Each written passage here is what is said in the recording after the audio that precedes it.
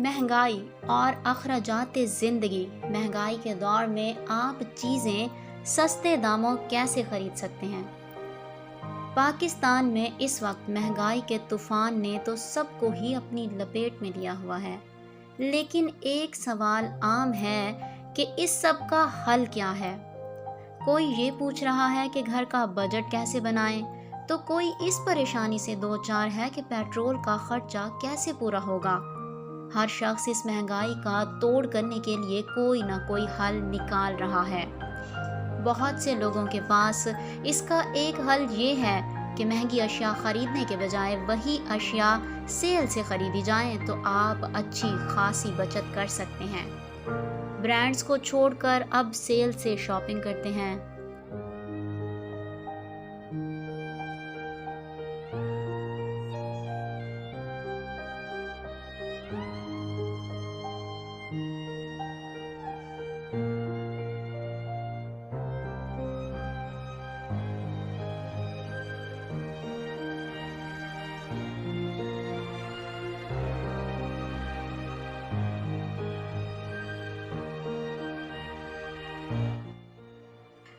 हुमैरा 2 बच्चों की मां है और उन्हें ये परेशानी है कि बच्चों के स्कूल खुलने वाले हैं और उन्हें नई क्लास के लिए नई चीज़ें दरकार होंगी।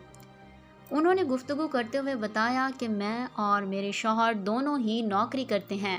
पहले हम दोनों मिलकर इतना कमा लेते थे कि सोचे समझे बगैर किसी भी ब्रांड के कपड़े, जूते और घर की रोज़मर्रा की चीज़ें ख़रीद लेते थे।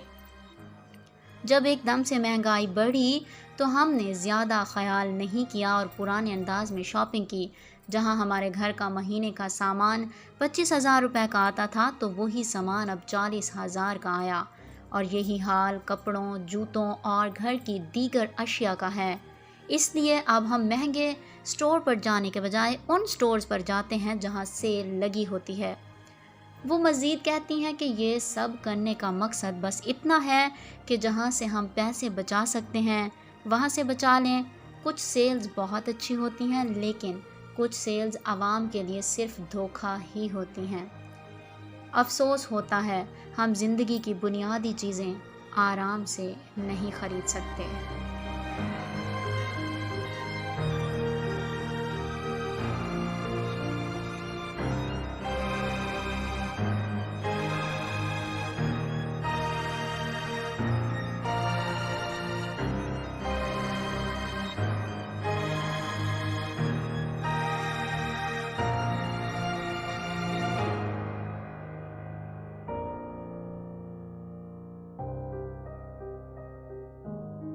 इसी तरह एतजाज़ अहमद भी मतवस्त तिबके से ताल्लुक़ रखते हैं और प्राइवेट सेक्टर के साथ मुंसलिक हैं। उन्होंने बताया कि मैं नौकरी करता हूं और हमारे घर में 3 अफराद हैं, लेकिन जब जिस हिसाब से महंगाई बढ़ रही है, लगता है ख़र्चा 6 अफराद का है। अब हम सोचते हैं कि कपड़ों, जूतों और दीगर इजाफी अशिया छोड़कर सिर्फ खाना पीना पूरा हो जाए तो वही काफ़ी है। पहले हम महंगे चावल लेकर आते थे, लेकिन अब तो जो सस्ते मिल जाएं वही इस्तेमाल कर लेते हैं। जहां सेल नज़र आती है वहां से चीज़ें लेते हैं। इसके अलावा मेरी अहलिया भी अब सेल से ही शॉपिंग करती हैं ताकि पैसों की बचत हो सके।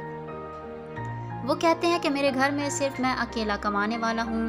पहले कपड़े या कोई और चीज़ आराम से ले लिया करते थे, अब तो ये इंतज़ार भी करना पड़ता है कि कब सेल लगे तो ख़रीदारी करें। जो चीज़ चाहिए होती है हम तो पहले ही उसको विंडो शॉपिंग कर लेते हैं और फिर सेल लगती है तो फ़ौरन इस चीज़ को ख़रीद लेते हैं। अपने जज्बात के बारे में वो कहते हैं कि वैसे अगर देखा जाए तो सेल में से शॉपिंग करना हमारे लिए फ़ायदेमंद अमल है, लेकिन चीज़ों के लिए इंतज़ार करना कभी कभी एहसास महरूमी भी दिलाता है। अब तो अफसोस भी होता है कि हम ज़िंदगी की बुनियादी चीज़ें आराम से नहीं ख़रीद सकते। एतजाज़ अहमद कहते हैं कि अगर मुझसे पूछा जाए तो पैसे बचाने के लिए हम सेल से चीज़ें ख़रीद तो लेते हैं, लेकिन सेल में लगी 70% चीज़ें अक्सर गैर मयारी होती हैं या उनकी मयाद ख़त्म होने वाली होती है। जहां सेल का फ़ायदा होता है तो ये नुकसानात भी हैं कि आप एक मखसूस चीज़ देने पर मजबूर हो जाते हैं, आप 100% अपनी पसंद से चीज़ नहीं ले पाते, وہ مزید کہتے ہیں کہ اکثر تو ایسا بھی ہوتا ہے کہ دکاندار ہماری نفسیات سے کھیلتے ہیں۔